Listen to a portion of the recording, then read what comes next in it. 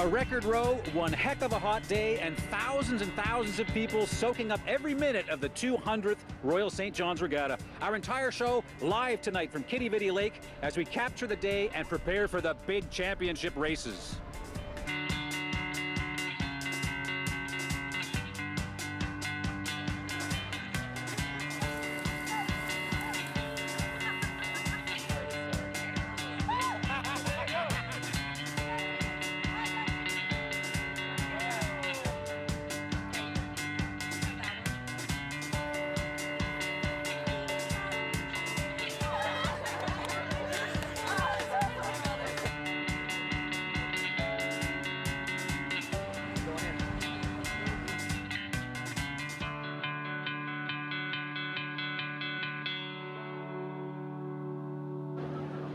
Welcome to historic Quidi Vidi Lake for the longest running sports event in the history of North America. This is the 200th edition of the Royal St. John's Regatta, a special edition of Here and Now, 90 minutes tonight, live from Quidi Vidi Lake. I'm Anthony Germain. Lots of stuff to talk about in the show, the weather being one of them. Thousands and thousands of people still here. We're going to bring you some of the history, some of the flavor, some of the fun, some of the quirkiness. But let's start with the rowing. Some records were set today. Jeremy Eaton has been studying all of the teams, and he was there when the record was set. Jeremy. Yeah, so it didn't take long for this historic regatta to become a record-setting regatta. Early this morning, about 7:40, the first female race was held, and the M5 women did not disappoint. They hit this pond, they tore up, they made the turn, and they tore back. Now, I spoke to the rowers afterwards, and they said the hardest part wasn't the actual row, but waiting to hear if they broke the record, and I caught up with them soon after they got out of their boat. A new record time. Oh, it's absolutely amazing. It's hard to describe. It feels better doing it officially than unofficially. Jane, you've been working for 3 years towards this. How does it feel to actually get here? It feels pretty amazing. I was actually lucky. I was added to the team 2 years ago, so it's been pretty special for me that they chose me to join them on this journey. Oh my God, this is a dream come true. This is icing on the cake. Yeah, we've been just 100% committed now for 3 years to this very intense program, and to make it all come together today is pretty special. So as the women of the M5 team were saying that they had to sit down here for a couple of minutes to hear that they officially broke the time, but they did row in 5:56.1, which beats the old record of 4:56.1, which beats the old record of 4:56.7. And the hope is that when they race in the championship race tonight, they're going to break that record as well, but we'll just have to wait and see about that. Back to you, Anthony. All right, Jeremy, thank you very much. Now, obviously, the rowing is the big thing. Jeremy talking about the record that was set, but it's a big day for all the teams that took to the water. The person who's going to help us understand the rowing tonight is Donnie Power. He's going to help us know who's hot and who's not. So, Donnie, what should we be watching for tonight? Well, the ladies' championship race comes first, and we just heard about M5. And I can tell you one thing, that knowing some of the competitors in that boat, they're probably going to want to put a bit more distance between the old record and the new one. So they're going to try to probably better their mark for this morning. I don't think there's much doubt that they're probably going to win the race. It's all summer long, people were talking about M5 and a record. But there's a young team behind me, Pooch Cove Pharmacy. They made the jump from the second women's race up to the first. So it should be interesting to see what that young team does. On the men's side, Outer Cove were very disappointed this morning. Rode 8:55, but didn't get a record. 8:51 is the record for the men's course. And they left with bitter taste in their mouth, so you know they're going to be gunning for the record as well. And we'll go through the races and stuff and who's here a little later, but it should be two interesting races with... Go ahead. Yeah, you're from Outer Cove, aren't you? I am born and raised, yeah, and I've been down here many, many times. So, but it's totally impartial today, Anthony. I'm not wearing Outer Cove blue for any other reason, just so it happened that way.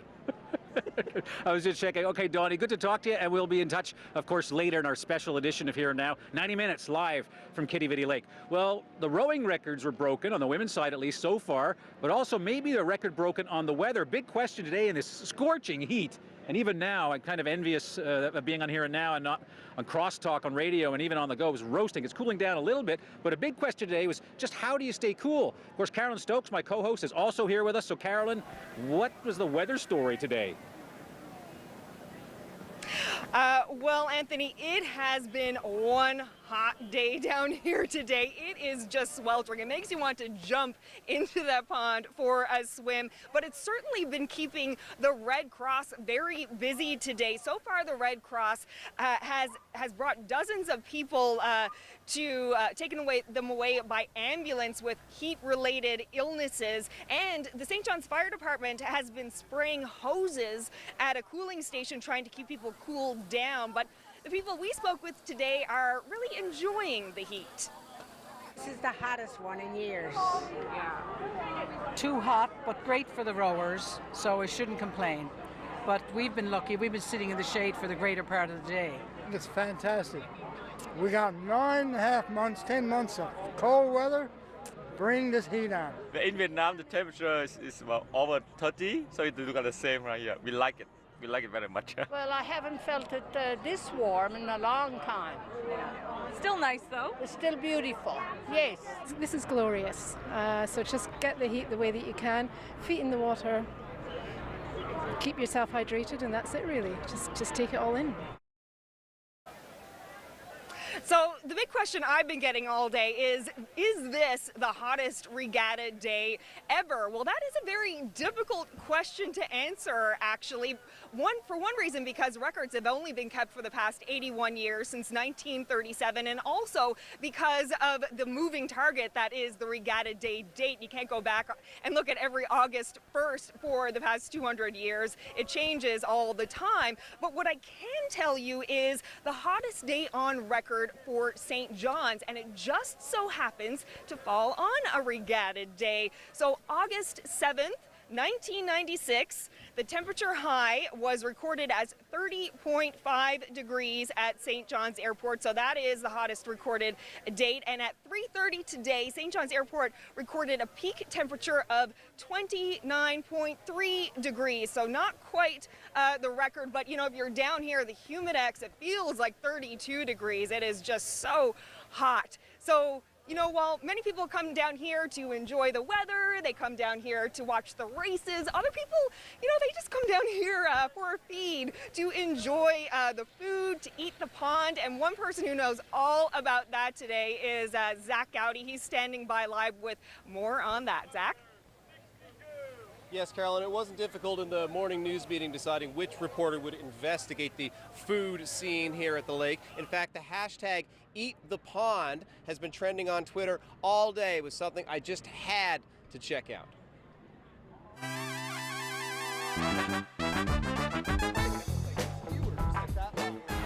Going in. Are you sure you don't mind sharing? No, there's 2 left. You can have one. Okay, thanks, Just man. one, though. Just, I'll take the little guy. I'll be polite. Perfect. So I just love eating the pond every year, and this is something we started a couple years ago to eat the pond, and started tweeting out what we were eating, putting it on social media, and it got picked up, and now there's people all around the pond who are doing that. Food is a really important part of the tradition here at the regatta. As long as there's been a regatta here, for 200 years, people have been bringing down and eating food. And that tradition has changed over time. So probably 200 years ago, there weren't mini donuts, but now it's a firm part of the regatta. What do you think makes a great regatta snack? My personal favorite is the Hindu temple.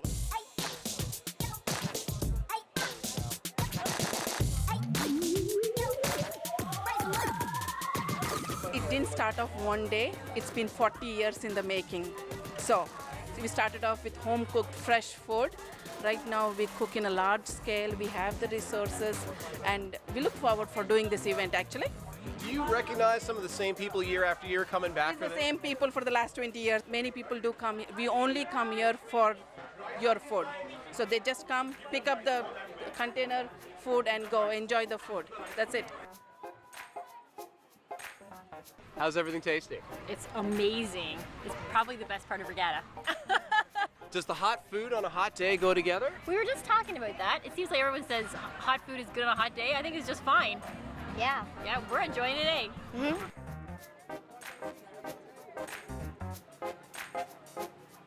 How do you keep the fudge from melting in this heat? It is a full-time job. We have a deep freeze that we keep on hand and a cooler, and as it gets soft, we replace it what's in the deep freeze. So we just alternating back and forth. Oh, okay. So do you donate the melty stuff to hungry passersby? You never know. Oh, yeah. The melting actually makes it better. Like 5 out of 5 stars, like that kind of thing? Yeah, exactly. Okay. Or you can give them 5 boats if you want, like in a regatta theme. What do you think? What's your pierogi review? 5 votes. 5 boats? It's amazing. It's like really good. So like they're warm and nice, but like it's not too hot because you have the cream. So like it's not too hot to eat on a day like today where it's like 30 degrees. I don't know how hot it is, but. All right, it's over. It's over. I am too full. It is too hot. I cannot eat another. Ooh, snow cones.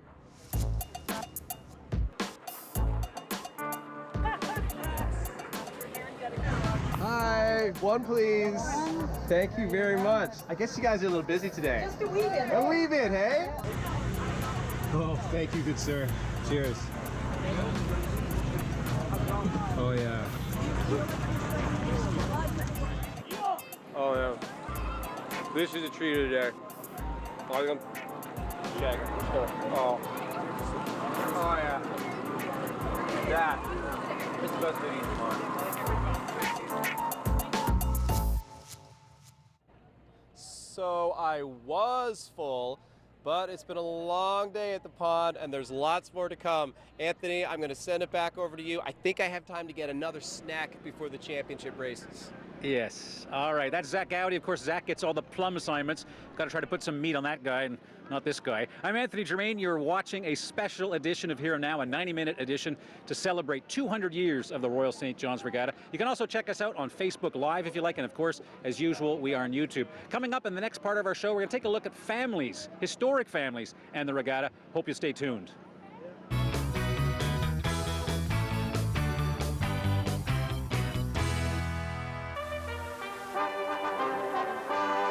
This day in history, Regatta Day, 1981. The Smith-Stockley crew had made up their minds. They were out to beat the record, and they started training a year in advance.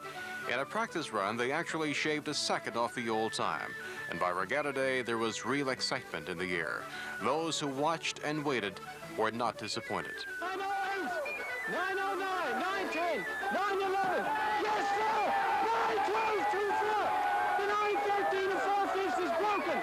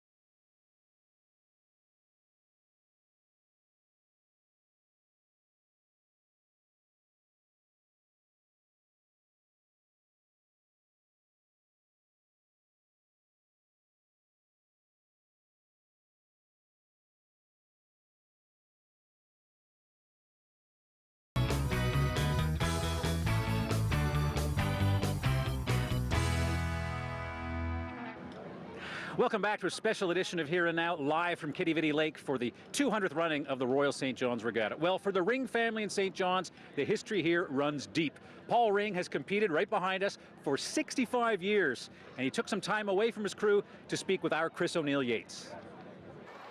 Paul Ring is St. John's Regatta royalty. Rowing got in his blood as a boy.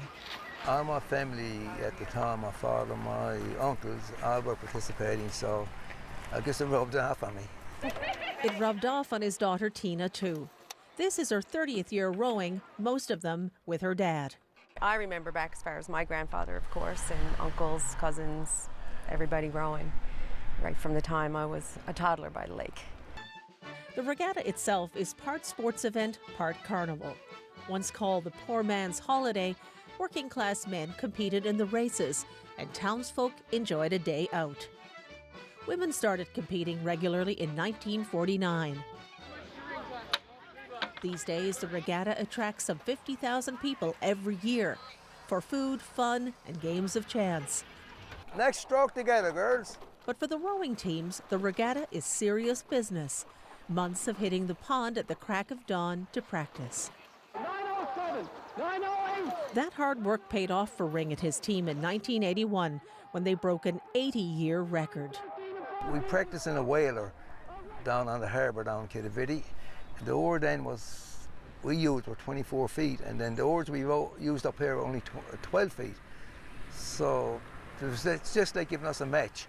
Jimmy Ring and the boys have rowed their way into the history books. Ring's father, Jimmy, was the coxswain, the steersman who coached their team to victory. Like his father before him, Ring steers and coaches his daughter's team. He's definitely known for his turns at the bottom of the lake and keeping everybody focused and motivated in the race. She's a good listener, and that makes the job a lot easier. To be able to say you've participated in the oldest sporting event in North America is pretty valued, I think, by people here in Newfoundland. I think rowing is addictive. You meet different people, you meet a lot of good people down here. And as long as he's able, on Regatta Day, Paul Ring wouldn't dream of being anywhere else but here at Quidi Vidi Lake. Speed into her now, guys. Chris O'Neill Yates, CBC News, St. John's. Well, now to another story about a family here at Quidi Vidi Lake, and that's the Bennetts, and you can't miss them. There's about 50 of them. They're all scattered across the lake, and the reason you can't miss them is they're dressed in these fantastically bright yellow shirts. Now, the regatta is also a day of remembrance for them, and the CBC's Fred Hutton spoke to them about their long-standing tradition. We've been posted at the pond side now for well over 100 years, I think, between our fathers and our grandfathers. And our generation has been here since I was 4 years old. There'll be over 50 of us today at the head of the pond at 2 o'clock for a big family reunion for Lakeside. And what is so special about the regatta, Joe, that gets you guys to come down here? Probably the world's biggest garden party. I think it was all about getting the families together, and we're all sharing in a common thing. And we all, my brothers and I used to row in the pond over the years. My father used to row. And so we got, and some of my nieces and nephews also rowed. So it's become something for us that we all gathered around this thing. This is a really big deal for us.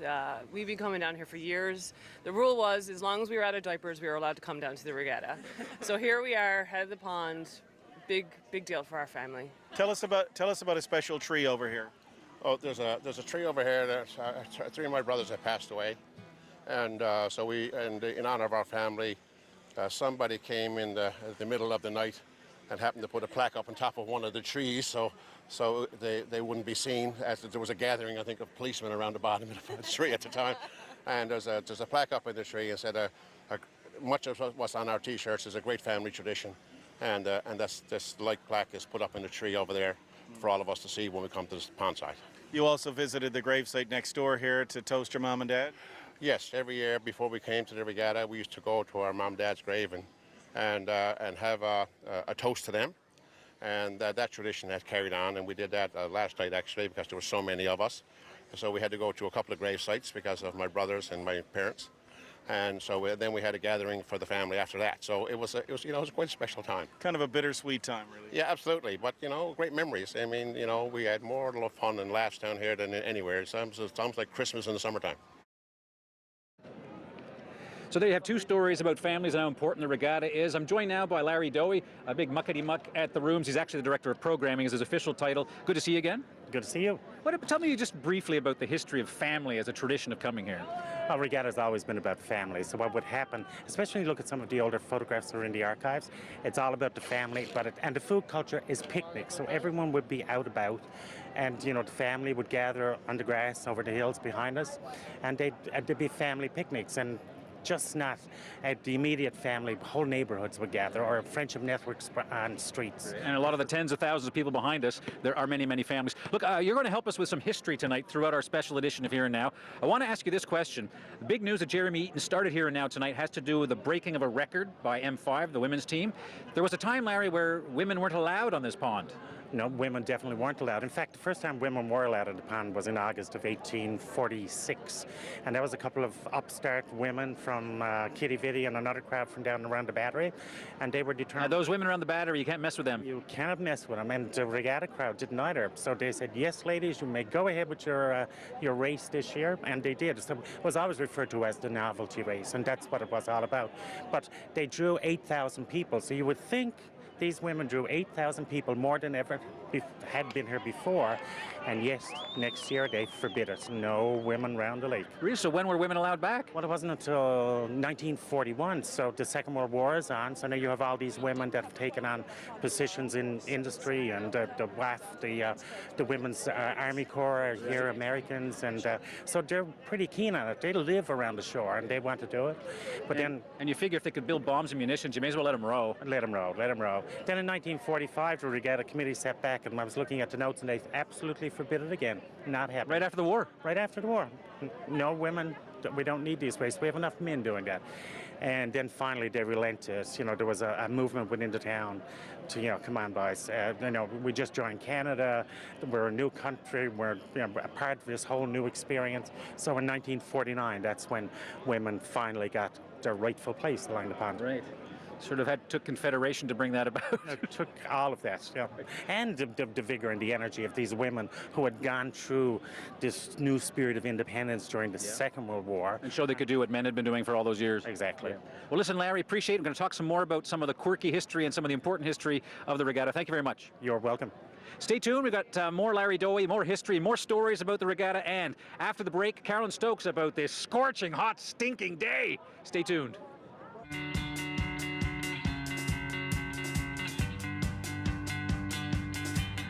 Has usually drawn most of St. John's down to Lakeside. No one really knows when the first regatta took place, but the earliest one on record happened in the harbor on September 22nd, 1818.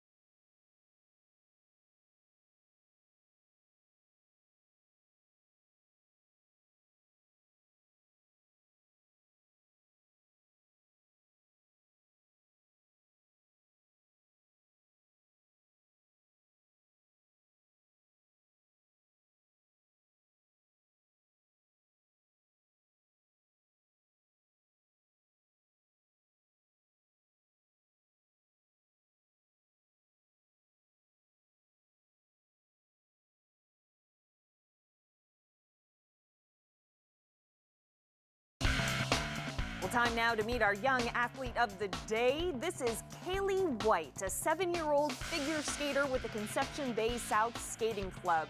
Kaylee is on the Genesis Synchro Skating team in CBS. She also plays under-8 Timbits soccer in CBS and swims. Congratulations, Kaylee. You are our first young athlete of the day. Weather update is brought to you by Take Charge Business Efficiency Program. Over 570 businesses have saved energy and taken charge of their bottom line. Find out how you can too.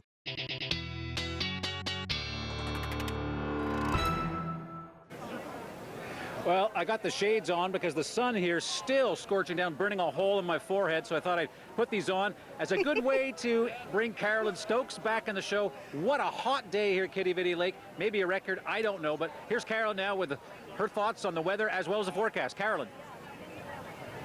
Well, you know, Anthony, yes, it is super sunny and still 29 degrees in St. John's. And I just want to mention that the championship race, the women's championship race, is just starting to get underway, and the conditions are looking just fantastic for this. So who knows? Maybe a record will be broken in this race. We will find out in just a short little while. But first of all, we'll have a look at the weather forecast. Well, starting with tonight, another clear evening for the entire island, but some pretty heavy rainfall on the way for much of Labrador tonight into tomorrow, and a risk of thunder showers for the Happy Valley Goose Bay area. Rainfall in the 5 to 10 millimeter range tonight, but more is on the way tomorrow. As for the island, you'll want a fan or air conditioner on again tonight. Overnight lows 19 degrees in parts of central, 17 in the east, so it'll be another warm, muggy night. For tomorrow, that system moving through Labrador intensifies, and there's some increasing cloud on the island ahead of some showers. Temperatures on the island staying pretty hot, so there's still a heat warning in place from Environment Canada. Humidex values in the 30 to 35 range. In the east, a mix of sun and cloud, 27 as the high in St. John's, cooler along the southern Avalon. Moving west, temperatures increase slightly in central to around 28 degrees. The west coast can expect some late day showers move through around 3 o'clock or so, and along with it some cooler air, so temperature highs 23 degrees in the Corner Brook area. Showers along the Straits and temperatures around 20 degrees. Happy Valley Goose Bay can expect some heavier showers, 10 to 15 millimeters, while showers start to ease in the west. Temperatures falling into the mid to upper teens.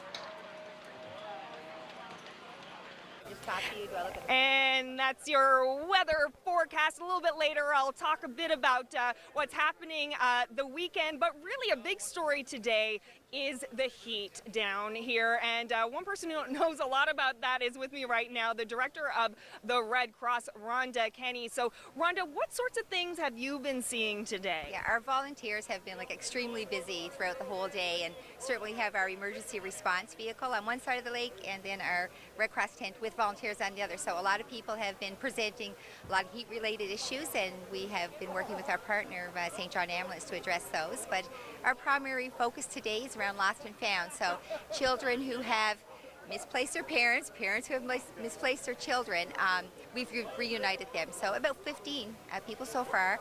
And we've also provided a breastfeeding station as well. So a lot of people who want to get out of the heat have come to our Red Cross station. Have you had very many women avail of that? Yeah, over 100 actually. Yeah, so it's great. It's a new service that we've been providing this year, and certainly not without the great support of our volunteers. So these are traditionally our disaster management volunteers, and this is a great way to engage them in other activities.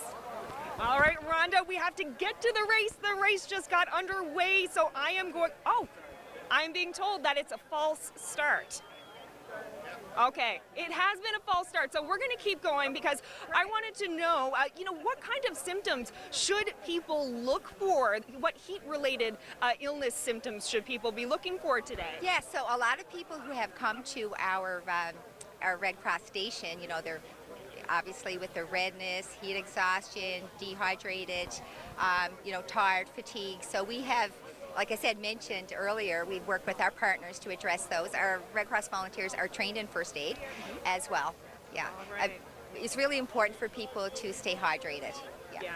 So lots of water and lots of sunscreen, and a little bit of ice cream doesn't go astray, right? Yes, even though the ice cream, I'm sure, is not going to stay frozen. Everything's melting, including people here today. Absolutely. Yeah. Well, Ronnie Kenny, thank you so much for speaking with me. I'm going to throw it back to Anthony. Anthony? All right, Carolyn, there actually is a bit of a breeze right now on the pond, so it's getting a little cooler. And a lot of people, if you look behind me, are all now gathering around the pond. As Carolyn mentioned, the gun went off. The second gun indicating a false start also went off, so that means the women are getting back to the starting positions, and that race is imminent. The guy who's going to help us with the rowing tonight, Don Power, of course, who's been going to the regatta since the Bible was a 4-page flyer. Donnie, give us a sense of these teams that we're going to see compete now. All right, so it was the first false start of the day, Anthony, which is very unfortunate for these crews because you're so tensed up and you're ready to go at the start of the race when something happens, and we couldn't really see it. I'm down by the boathouse, as you can see, and it was difficult for us here to find out. So just to run through who the crews are in this race, M5, of course, set the record this morning, 4 minutes, 56.1 seconds. They're in stake 1. So as you're watching it, they're over on the north side of the pond, on the opposite side from the boathouse. Next to them will be Smith Stockley in stake 2. The Cal group is in stake 3, and they were the 3rd fastest team this morning. In stake 4, it's Steers Insurance, and on the 5th stake, it's Pooch Cove Pharmacy. Pooch Cove Pharmacy is the only team in the women's championship race that wasn't in the first female race of the morning. They won the second women's race with a time of 5:26.26 seconds, and that jumped them into 5th spot. So they're pretty excited. That's a young crew, so they get a chance to showcase their wares in front of this fantastic crowd. There's a lot of people here looking out at the water, Anthony. It's a big crowd watching this race tonight. Right. So listen, Donnie, as someone who's come to this event for many, many years, what is it that stands out to you about Regatta 2018? Well, first and foremost, you would have to talk about M5 and the record that they broke this morning. You know, you hear all the stories all summer, and they've been together a couple of years now, and they're gunning for the record. The record that Oz set was 4:56.70 seconds, and so they bettered it by 0.6 of a second this morning.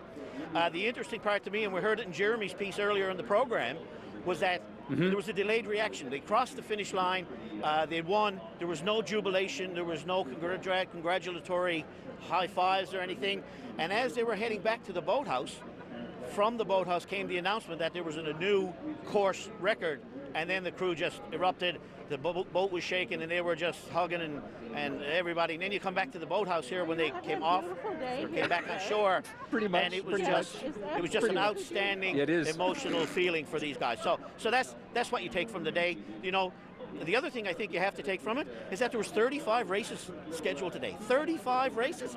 And the Regatta Committee finished the first 33 ahead of schedule. So I think it was just a great day. Celebrate the 200th, the events they've had surrounding the regatta over the past week. I would think the Regatta Committee members are very pleased with the way the day turned out. All right, Donnie, I know you can't see me, but I just experienced some of the love of the regatta with some affection with one of the many spectators who are here. Back to the M5 team, I guess the other important thing to point out about that team is this is the same team they were on Here and Now last week when they had actually broken the record before it was official. You know what? There's been a number of teams over the years who've taken a poke, as they call it, you know, rowing for time, and they've beaten the record. Of course, you have to do it when there's an official status to a race, not in a training session. So the interesting part about M5, Anthony, is that Amanda Hancock rows in oar number 1. She's the last woman in the boat. She was a member of the Oz FM crew when they set the record of 4:59.7. So that was 2003, 15 years ago. She thought this is going to be easy. We're going to do this all the time. 15 years later, she's back. She's the only woman to set 2 course records. So you can imagine her emotions today. Right. Yeah, and I think in just a few moments, Donnie, you're going to hear that gun go off again, and I assume that we'll keep chatting up as the crowd really gets excited to see if perhaps we're going to see another record. We might see that in the next couple of minutes. They look to be in place up there now. You know, the women want to get this going as quickly as possible. They're all ready and they're pumped and ready to go. And anytime you have a false start, it really plays with your emotions. I don't think, Anthony, that the pond is conducive. And it does deflate people. I think the other thing that may be a bit deflating is that this wind is a lot stronger than it was at 7:40 this morning when they set the record. I don't think this is a record pond, but you know, you get determination, hard work, and grit, and athleticism. Anything can happen, Yep. but it doesn't look like it's a record pond here tonight. Right. Well, I think we're about to get things underway. For once again, if you've just tuned in to Here and Now, this is a special edition, 2018 Regatta. 200 years of this event, the longest event in North America. And there goes the gun. Sort of imagine what's going through their minds and hearts so as they... as we mentioned, M5 is on the far side of the pond from where we're located. And in stake number 1, and in this wind, it's a good thing because when they get a little further down the pond, there won't be so much wind. It'll be sheltered a little bit by the hill on the north side. The big advantage for rowing in stake number 1 is M5 is going to be the first team into the turn, and they'll turn towards the pond, which means there'll be no oncoming traffic. If you're in 5 down through 2, as you make a turn, depending where you're positioned in the race, someone could be coming towards you and you have to give leave or slow down your spin rate or almost come to a stop.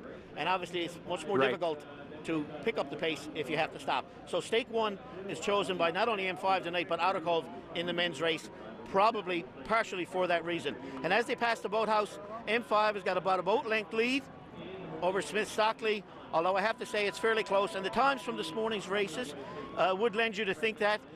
It looks pretty good as they head past the boathouse now. M5 does have a lead, but you know what? It's a pretty smooth race. And this is the easy portion of the race, Anthony. The wind is at your back here today. Right now, when they turn the kegs and then they come back up the pond with the wind in your face, that's when you'll see the separation from crews. Okay. All right. All right, so Donnie, we're going to go to commercial, and we'll pick up the race and the winners in just a few moments.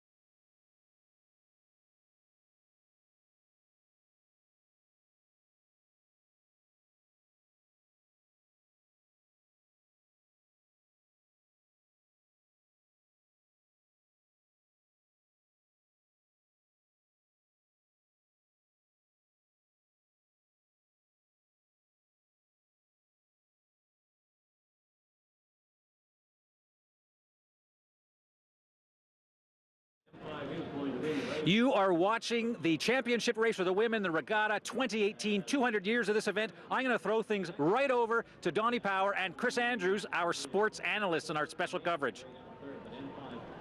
Thanks, Anthony, and a quick update to the race. As I mentioned, M5 first into the boys and made a great turn, and they actually picked up probably 1 or 2 boat length leads as they came out of the turn from Smith Stockley, which was in second at the time, but is now in third. And Chris Andrews with me now. Chris, you've rowed, you understand this sport.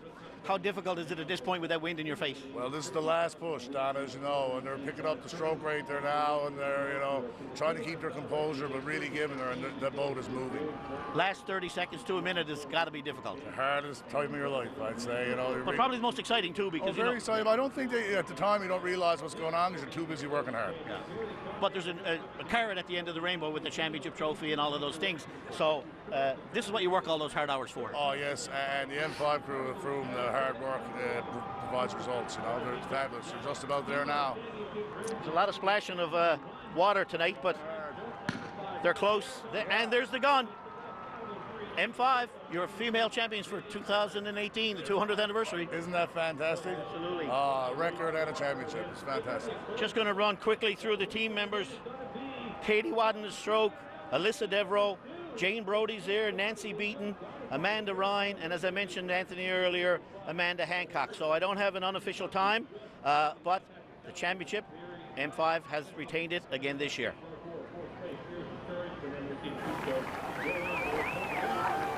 Some other teams still coming in, Chris. It was exactly cheering out there.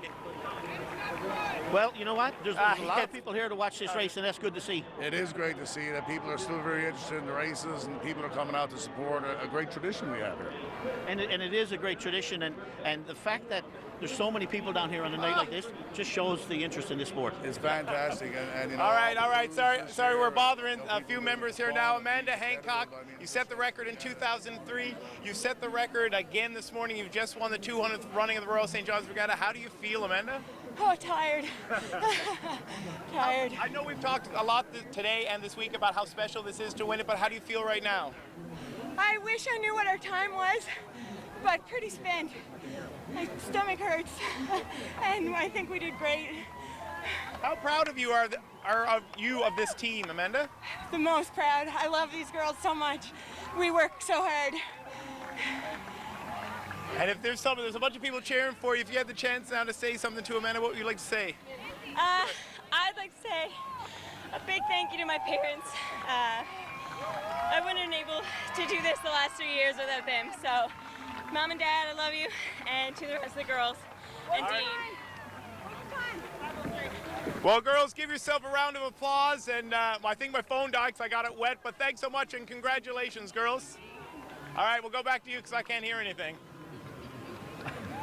Okay, and no, you can't hear very much here because so many people are cheering. Donnie and Chris, any final thoughts on the women's race before we move on to the men's race in not too long? Well, the championship race lasts 5 minutes, Anthony. But Chris, it takes much longer work than 5 minutes to get to this point. Oh, does it ever? Like the M5 crew, I believe, had a 3-year plan for this day, and to break the record this morning and win the championship tonight, they showed their plan most certainly worked. Yeah, and the pond certainly wasn't in the shape it was this morning. No, not even close. But, with the summer we had with all the wind, we're very lucky, to have this here. And, this morning's pond was pretty good. And tonight, it's not the worst. It's not great, but it's not the worst. What kind of mentality would the rowers have when they see that the pond is probably not in record-breaking condition? Well, I think it'll probably take a little bit out of you, but at the end of the day, records are great, but winning is the main thing, and the championship, and to get that championship and represent, yourself and your sponsor and your community, and I think records are like icing on the cake. So, if you certainly get that, that's fabulous, but you're still doing a great thing. Well, I'm going to put a bit of icing on the cake. For those of you who do not know, Chris Andrews was inducted into the Regatta Hall of Fame last week with part of his Outer Cove juvenile crew, and they set a record in 1989, almost 30 years ago, that still stands. So I'm with Regatta Hall of Famer Chris Andrews. Anthony? There you go. Great honor. Thank you. It was a great honor, and it seemed like so long ago, but it taught us so mumuch about life also. And there's things that I learned on that pond that I still use in today's life. And I'll never forget rowing or my team or my coxswain. It was a great time of life. All right. Thanks, Chris. Anthony, back to you. Okay, gentlemen. All right, thank you, gentlemen. And, of course, we'll be back with the men's race right after the break. We'll see you then. You're playing with fire today. It's very hot out. It is extremely hot out. So what does that mean for your routine? I have to take a lot of breaks and a lot of water. So it's exceptionally hot out today. This is just a bit of fun for us, And the heat is not? The heat is bad, but it's tolerable.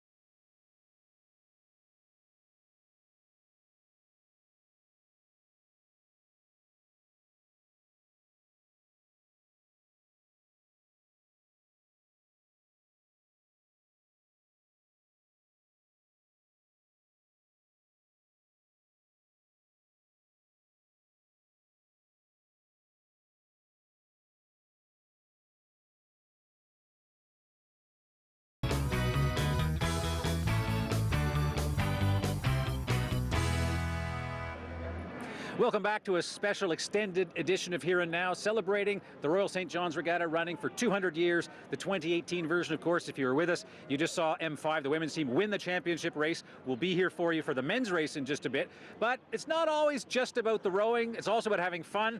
And Ariana Kelland and Zach Gowdy, my colleagues who I envy because they get all the best assignments, they've been playing games and having fun all day. So let's check in with them.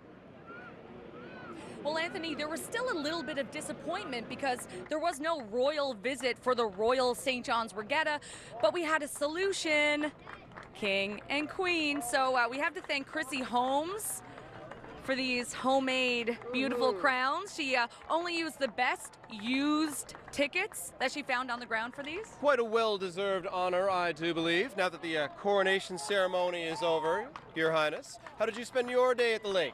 Well, Jeremy and I decided that everyone out in internet land had to know just how much fun it is down here at the regatta, even without the races. Okay. Put the log on this. Yep. Okay. Oh! I guess you can tell a lot. I always want to do that underneath.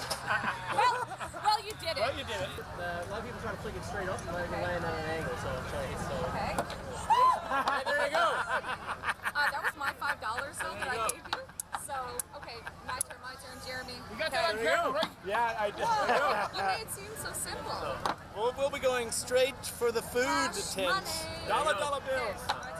Yes, I found out this week that we've been down here for 84 years total. So I started with my great-grandfather and just passed down through the ages, right? So. Wow. So how long? So this has been ingrained in you, I guess, since you were a kid. I've been down here probably in the booth probably since I was 30 years old. So and I'm 35 now, so I've been here a while. Hi.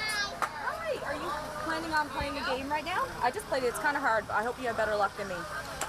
I'm strong. You're strong? Okay, good. All right, so you're next. Are you ready for a big throw? Yeah. Want some sunglasses? Want some sunglasses? Throw it hard, Emily. There you go. That was a good time. They still have the championship race tonight, so records could be broken. But there is a lot going on. We met. Hold my hand. Hold my hand. You are the best ticket salesperson of all the regattas. That's right. So we need some tips now. How do you get people like me to come to your booth and sell some tickets? Be loud. Loud and crazy. Okay. Yeah. Are you going to show us? I can, yeah, sure. I got tickets! I got tickets! I got tickets in my right hand! Do you have a food preference? I'm a big hot dog fan. You're not? I am a big hot dog fan. fan. Me too, okay. Let's have a hot dog. We know that M5 already broke a record. Well, the record. The record. Maybe they'll do it again. And the champions. So they have these fancy new championship rings we talked about on the news last night. And they have the confidence now to back them up. They know that they can do it. So you'll have to tune in. CBC Television tonight, 6 o'clock. We'll see you there. I bet you they're not eating hot dogs now.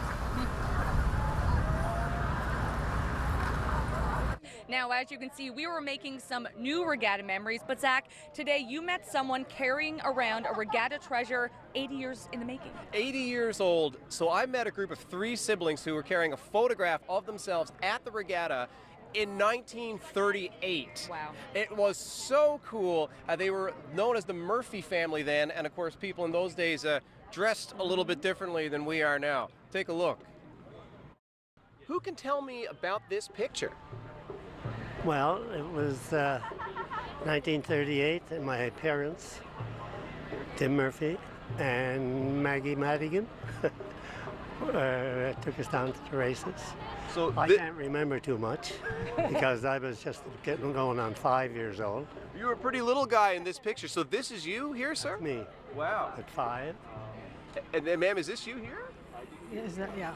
Yeah? Here. And where are you in this photo? At the end. There. So these 3 little kids here reunited for the regatta. I'm 87.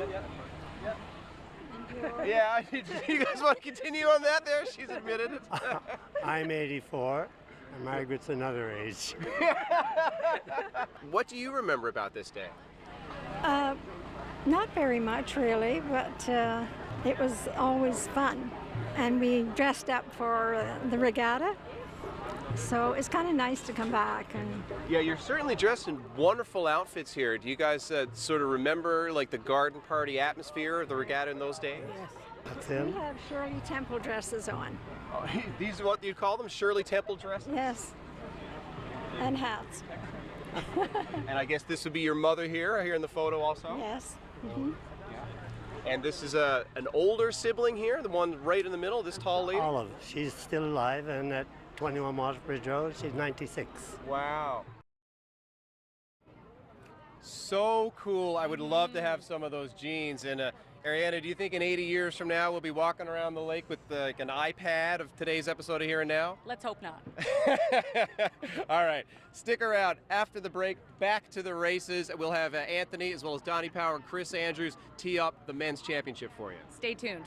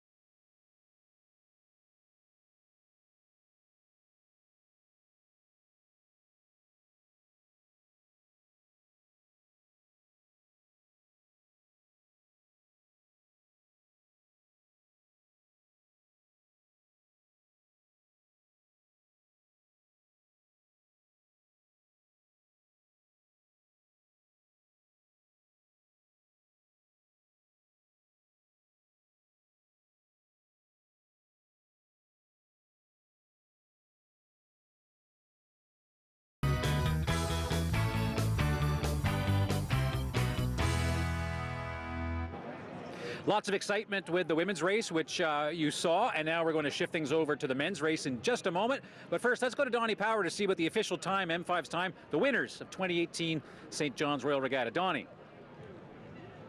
Thanks, Anthony. I'm here with Chris Andrews. Chris, 5:03.58 was M5's time there. That's not bad on a pond like that. What a great row on a pond like that. It shows how strong and in the shape they are and how technical they are to be able to roll that time on a pond like that. Just 7 seconds different from this morning, really, and the ponds were quite different.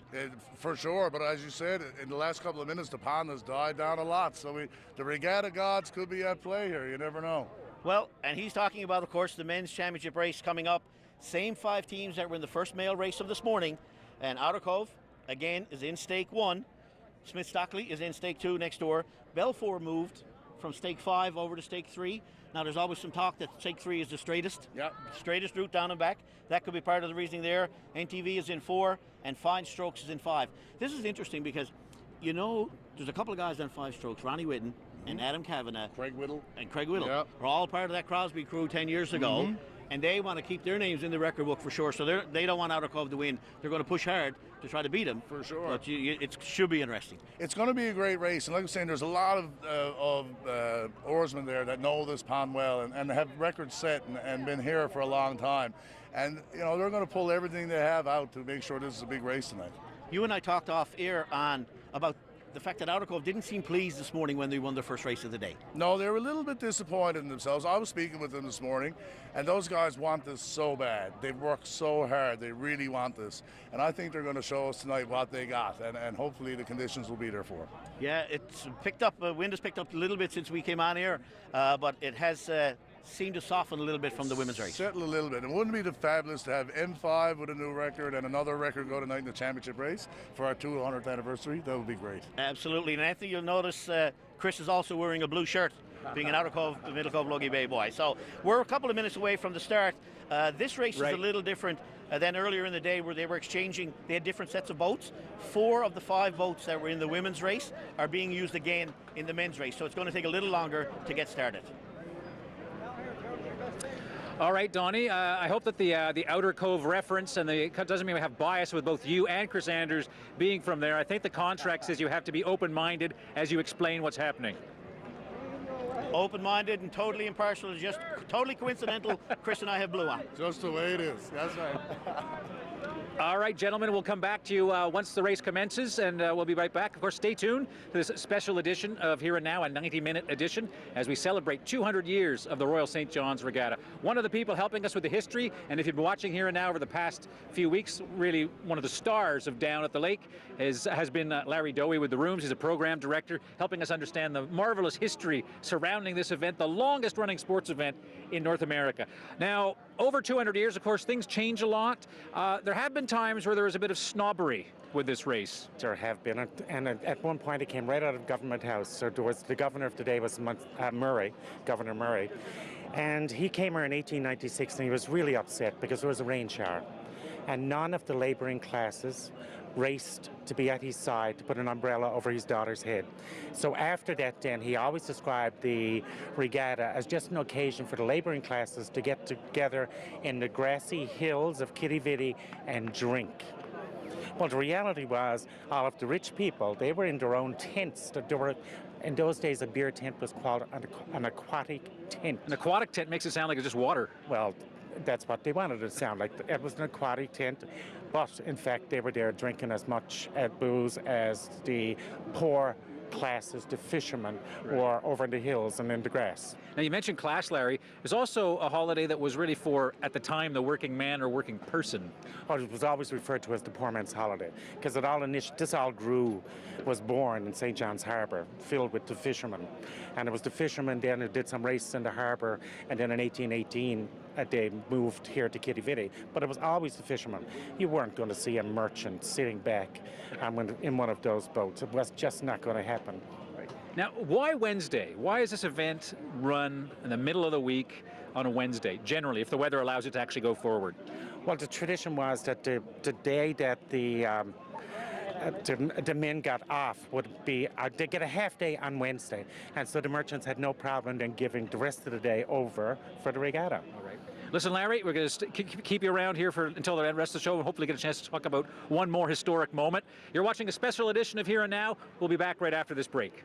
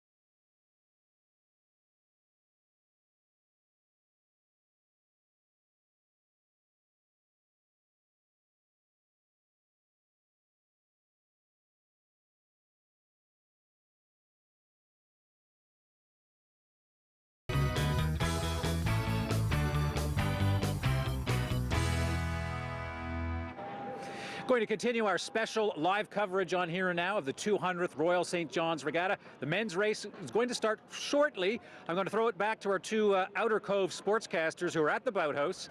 That's Chris Andrews and Donnie Power. Gentlemen. Yeah, I'm going to have to put Chris in Logie Bay, Anthony, just to keep things neutral. To keep it neutral. One of the things we're going to talk about right now is the time between races, and there's a little bit of cat and mouse going on. You see some of the crews, they leave the dock, but they'll sit at the, halfway through the pond and just wait for somebody else. Nobody wants to be the first guy in. Outer Cove just left the dock a few minutes ago. Oh, definitely. There's a bit of that going on. You want to warm up a little bit too. You might want to pull in last so you don't be sitting there too long and get cold. There's all kinds of different aspects to the sport, just like many other ones. I was wondering this morning when Outer Cove missed the chance at the record. A 7 o'clock start time is very unusual, first time it's ever happened here, and your body would have to adjust to waking up and competing at that time. Normally, you gear up for a 7 o'clock championship race. To row at 7 a.m. would have to be a different experience. I don't think it's too different for them, because a lot of times they're doing spins in the morning, so spins are happening earlier, and they've been preparing for this, so all these crews, they're ready to go at the drop of a hat, I think. Chris, let's talk about the pond. It's not as good as it was at 7 when Outer Cove rowed 8:55. Where do you think their heads are right now? I think they're just thinking it all through, and they're probably going through the race in their heads now, stroke by stroke, and just figuring what they want to do and where they want to be. And even though the pond's not quite as good, it's not beyond belief that it could happen. Yeah. There was quite a difference this morning's race from the first place to second place Smith Stockley. There was, 28 seconds or 33 seconds, whatever the number was. What would Stockley and some of the other teams have to do to close that gap? I don't know. Maybe it's not possible to close that gap at the present time, but they're still out there and they're competing and they're rowing their hardest. And this is sport. Anything could happen, so you give your best and see what happens. All right, I'm going to ask you this question. Championship or time? Is there one more important right now? I think I personally think the championship is the most important thing, but I'm not sure if the Outer Cove boys would agree with me. Mm-hmm. They've had the 3-year plan. We talked about M5 with that 3-year plan, and they've been on that, and everything was geared to this year, bringing it all home again, as they say. It's quite a daunting challenge with this. I mean, it's been a great day, Chris, who's kidding who, but this is not a record pond, I don't think. At the moment, it doesn't seem like it, but, plans change, and you got to adapt to what you have. And, they rode really well today. All the crews rode really well today. And, of course, M5 was just fantastic in their races. So I think it's going to be one of those things where we're going to have to wait and see. And when they see them coming back to the pond and when they hit the ladies' kegs and we see what the numbers are, we'll know where they're going to be. The beauty of this race is you go through all of those crews and there's experience right across the pond. I mean, even the Placentia guys. But, you look at Rich Bailey and you look at Adam Kavanagh, we talked about, Ronnie Whitten, Craig Whittle. The Outer Cove boys, obviously, and John Barrington Sr. with Patrick and his sons, Patrick and Gerard, in the boat. Nobody should be overly nervous out there. And great coaches, too, with Bert, and Kenny Power, Tony Barrington, This is the cream of the crop right now, the best that this sport has seen in the last, let's say decade, really, and with the coaches that have been legends forever. So, I mean, this is the best of the best. What we're going to see here tonight is going to be, a race, there's no doubt. It looks like they're close. Quickly, all summer long, people are saying Outer Cove wins, M5 wins, but there's still a bit of anticipation. There's a big crowd, anticipation. There's a big crowd here tonight. Oh, it's forever, and it's so good to see people coming out and celebrating something unique that we have. It's something unique that we do, and it's great to see everybody rallying around it and supporting it. All right, we're going to quickly run through. Outer Cove is in stake 1. Stake 1, as I mentioned earlier, is on the far side of the pond from the boathouse, the north side of the pond. Next to them is Smith Stockley Rowing Club, John Barrington Sr. steering that, and I mentioned his sons, Patrick and Gerard. In stake 3, they moved from stake 5 from their first race this morning, is Belfour out of Placentia. They won the Placentia Regatta. In stake number 4 is NTV. Rich Bailey is steering them. And Fine Strokes with Adam Kavanagh, Ronnie Whitten, and Craig Whittle. Blair White, another guy with a ton of experience in this pond. They're on stake 5. We're seconds away from the gun in this one, and everybody's up there excited, ready to go. Oh, are they ever? I can only imagine how nervous they are on the line now. That are you all ready? And that gun to go off. You're very anxious and very stressed waiting for that. We've had the wind go up a little bit and down a little bit since the females have ended. I was about to say that it's not too bad. The wind seems to pick up again. Yeah, well, that's always the way, Murphy's Law. They're off, Donnie. There's a lot of water. Goes the There's a gun. lot of water splashing there. So this morning I noticed with the outer cove crew, for the first 30 seconds or so, they had short, smooth strokes, and then about 5 seconds into the race, they extended the long, smooth strokes again. And pick her up and get that big, strong start, get that boat moving, and then get it up and running. And then you'll notice as they come back, they'll start picking up the stroke rate, till they get back into around the bandstand, and they'll look out. There they go. You know what, Mark Hayward is certainly an experienced coxswain, as the other ones are. As looking out, Outer Cove has probably a half boat length lead as they approach the boathouse. Smith Stockley is in second, and then in is stake number 4. NTV looks to be in third, and L4 and Fine Strokes are battling out. Yeah. Okay.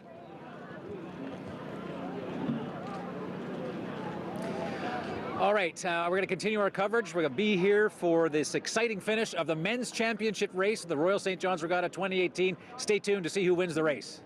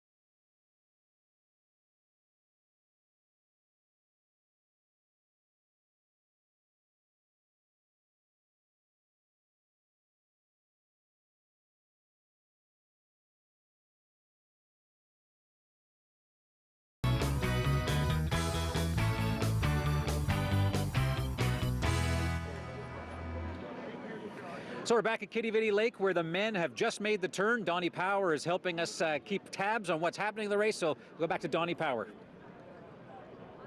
Thanks, Anthony, and I'm here with Regatta Hall of Famer Chris Andrews. You may know him differently, but I know him many ways, and a Regatta Hall of Famer he is today with us. Chris, Outer Cove just made the turn down at the bottom of the pond. How important is it to separate from the pack at this point? Well, it's very important, and I think you'll see them start to stretch it out now, you know, and that's a good thing about being on number one. When you're coming out, there's no one in your way. You got all open to go, especially where you're going to be ahead of a lot of different crews. They're picking it up now, and they're coming back, and it's going to be interesting. People who've never been out on the water, we're talking about the wind, and we can feel a bit of a breeze here. It's totally different when you get down the bottom of the pond. The pond is completely different. Yeah, you get down by those kegs, I'd say it's a good swell on there now. But, you know, they're big, strong men and women also. But they'll work through that, and hopefully the boat will run, and hopefully they'll get that time. So we're probably 3 minutes out, 3.5 minutes or so. We talked about this during the M5 win. You know, you got to dig deep at this point. All those hours on the ergometer, all the early mornings, all the late nights, all the time standing here waiting for things to happen. Years ago when you had to line up for the boats for hours and hours. That's right, yeah. This is what it all comes down to. It's great, and that's it. They've worked so hard for this moment. Everybody out there, you know, and it's, you know, it's a big thing to do for just one day, and it puts so much into this. So it's a big deal, and you know, I hope that it works out for them. I want to talk about the pride that the rowers have, because you look at Belfort representing Placentia and the Barringtons from Quidi Vidi and the guys in NTV. Everybody has pride, and everybody wants to put their best foot forward this evening. Exactly, right? You know, and it's a very proud sport, and you're representing your community or your sponsor or even, you know, your family in some cases. So, you know, it's dear in the hearts of many different people. It's a difficult hill to climb. This morning there was 38 seconds. I thought it was about 27, 28. Yeah. 38 seconds from first to second. That's a big jump. That is a big jump, yeah. But like I said, you never know what could happen, you know, and stranger things have happened, and that's why it's so exciting to watch. The beauty of it is these are finally tuned athletes now. It's not like it was when William Summers was winning, and the farmers and the guys pure strength. You know, you would leave after working in the farm all day, and then you come out and just roll pure strength. It's so technical now. It is, and I think that's the perfect combination is of technique and power. If you can get both of those, which the Outer Cove crew has, that's where you're going to make that boat run. That's where you're going to get those times. But you look at any of these guys who got in the shells here this evening, these are big, physically fit men. Lean and mean, yeah. They're very muscular, but they're not overly, you know, they're very in great shape. The ergometers, the training, you know, it's just amazing what they can do. So the Outer Cove probably has a 3 or 4 boat length lead here, Anthony. One of the things we wanted to talk about was people talk about there's a big sacrifice to do this. I don't think the athletes out there in the pond consider this a sacrifice. Not even thinking about it now. All they're thinking about is getting that stroke rate up, making that boat run. That boat is moving too, Don. And the boat is moving well. They seem to be doing very well. There's probably, yeah, they're at the boathouse. Outer Cove is at the boathouse. Looks like Smith Stockley is in second. Yeah, that's John Barrington there in the coxswain seat. There's 4, maybe 5, 4 boat lengths for sure. So they're at the marquee. Outer Cove is there. Smith Stockley is in second. Belfort and NTV are battling it out for third. Looks like NTV may have taken over. But the winner of this one is not going to be in question. We've got less than a minute as we head to the kegs. So, Chris, this is an exciting part of the race. It is very exciting. There's a lot of white water coming off those oars. The rate is up. They're pulling hard. The boat is running. It's going to be very interesting to see what the time is. A lot of adrenaline there now, especially with the sirens going. There's no feeling like it in the world when it lights up. And we're just seconds away from Outer Cove winning the 2018 Men's Championship race here at the 200th Royal St. John's Regatta. Let's wait for the gun. And there it is. Smith Stockley will come in second. It looks like NTV will be third. Belfort looks to be in 4th place. And then Fine Strokes is coming up with Belfort battling for 4th and 5th. So a great race, obviously tough with some of the conditions, but winning a championship is just an outstanding feeling, has to be. It is indeed, and nothing to be sad about. Jeremy's with the winners. Boys, how you doing? How you doing, Miss Cadigan? I'm good. I know you're probably the least tired there, Coxmark. My boys are the most tired. How was that run for the boys? Oh man, they worked their guts out. As we can tell, it's not an ideal pond. These guys, 3 years, man, every day, 7-10 months a year, it all is nice to pay off these huge crowds, putting on a show for everybody. So Donnie Power and Regatta Hall of Famer Chris Andrews were talking about, was it more important to set the record or just to win the 200th regatta? What do you think of? We got to win the race first to set the record. So we wanted the record real bad. Any given day, better pond, we would have had it. But hey, we got to just give all with whatever conditions you're given. Now the boys were flying down there in the water, but from your point of view, how did the race feel? You know, you feel for them when the pace starts to creep up in the second half and going into the wind. But everything went as planned. As planned. The big kudos to Smith Stockley, who stayed with us for a long time. They were with us for 5 minutes. And the guys in third place today, fifth coming in this morning. Excellent job by Manning and all Kavanaugh. Now, Brent, I know you're super tired, but one of the questions people have been asking all day is, you've sacrificed a lot, you put a lot of time, effort, 3 years into this. Is it all worth it right now? Oh, absolutely. Like I said earlier, we're addicted to training. We love it, right? So we're like a family in this boat, so we loved every part of it, you know what I mean? Now, there's lots of people here out cheering you on. What would you like if you had the chance to speak to them, which you do? What would you like to say to them? No, I just sincerely appreciate all the support, everybody that came to our fundraisers, just coming down to the pond, wish us good luck and everything, even throughout the year. It means a lot more than they probably think it does, you know? Well, congratulations, boys. Appreciate it. Thank you. Now, James, just got to ask you real quick. This is your 10th regatta championship. Is that correct? That's correct. Yeah. How does that feel to have 10 regatta championships under your belt? It's always sweet. Yeah, it never changes. It's always gratifying and really culminates all the hard work we've done. Will you celebrate this one a little bit more because it's the 10th and the 200th? We're pretty good at celebrating, so I'm sure we'll find a way to make it special. So I know I'm going to get in trouble for asking this. When was the last time you guys had a beer? Oh, May. May? Yeah. End of May. End of May? Well, boys. Make up for it tonight. Anyways, boys, appreciate you taking the time to talk to us. Thanks so much. I'm wet again, but I kept my phone dry. Throw it back to Anthony. All right, that's Jeremy Eaton. And, you know, it was interesting before the race finished with the victorious end to it. Both Chris Andrews and Donnie Power were talking about how these guys are in great shape. And you can imagine answering those questions right at the end of the race, with Jeremy Eaton peppering you with questions. It shows they could actually answer the questions, not breathing that hard. Truly a remarkable event once again to seeing them win again. Donnie and Chris, get you some final thoughts from you on what the race was and actually what this regatta has been like. Well, there were two things that came up in the interview with James Cadigan. One was how they all talk about family, and they get so close when they're training. Yep, and they eat together, they hang out together, they train together, they're in the boat together, you know, and they are like a family, and it's a one unit working, and I think it's great. The other thing we noticed, Anthony, during the interview, James Cadigan has his 10th regatta championship. His father, Ron, passed away last year. Ronnie was a great hockey player, scored the winning hurler goal back in 1978. Yes. And he wore number 10. That's right, and Daniel's dad too. So two of Ron's boys in the boat, and I'm sure they were pulling for their dad tonight. You know, nothing to hang their heads but there. You know, the 200th anniversary, you know, the champions, and, you know, James having 10. Say he couldn't have 10 more. So it's amazing. And you have to give kudos to the other teams. Smith Stockley was a lot closer tonight than they were this morning. Yes, indeed. It was a great row coming back. And the fact that they still kept rowing their hardest, they didn't give up, I think it just shows what a great sport this is. Anthony, Outer Cove winning the men's championship in the 2018 Royal St. John's Regatta, year 200 for this event. M5 with a championship and a course record. It's been a great day, Chris. What a great day at the regatta. All right, Anthony, back to you.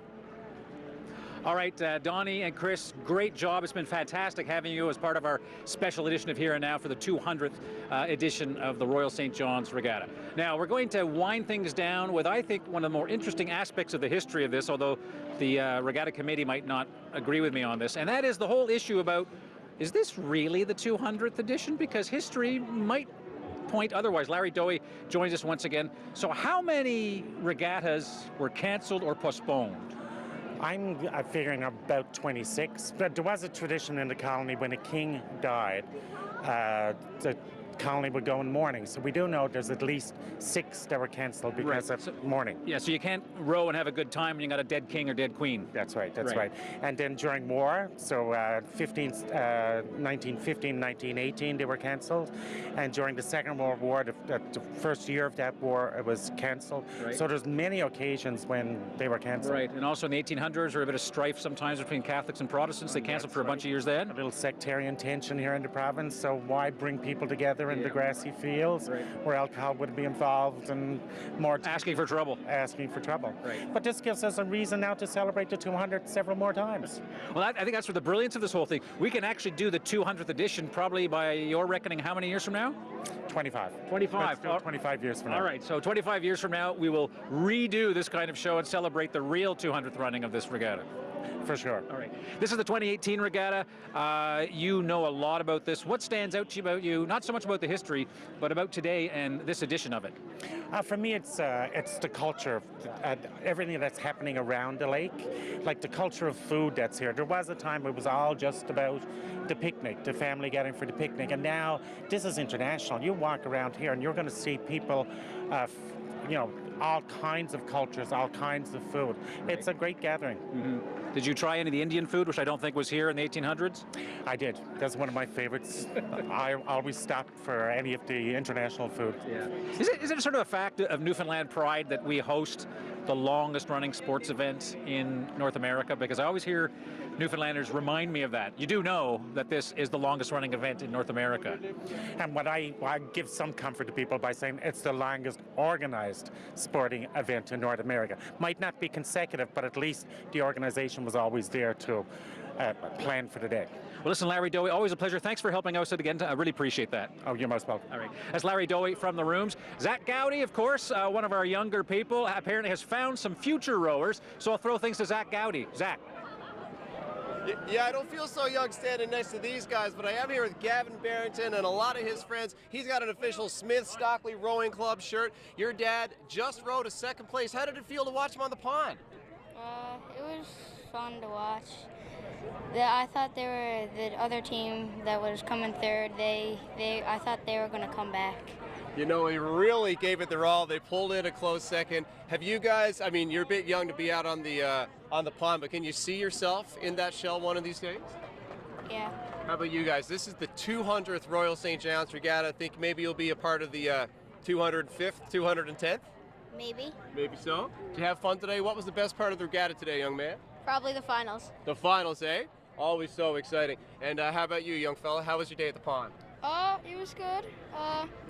My favorite part was probably the food. Yeah, totally. So what did you eat today? I had the Bigs for lunch. Yeah, real good choice. I just had a pretzel. Mm-hmm. What else did I have? I had a snow cone. I had one of those. See, this is a man after my own heart right here. Yeah. Guys, thanks so much for joining me here today. 200 years down at the pond, and I hope you guys will be back for give them at least 100 more. Thanks a lot, everybody. Thank you. All right, Anthony, I'll send it back down one more time. You can wrap it up from the head of the lake. All right, appreciate that, Zach.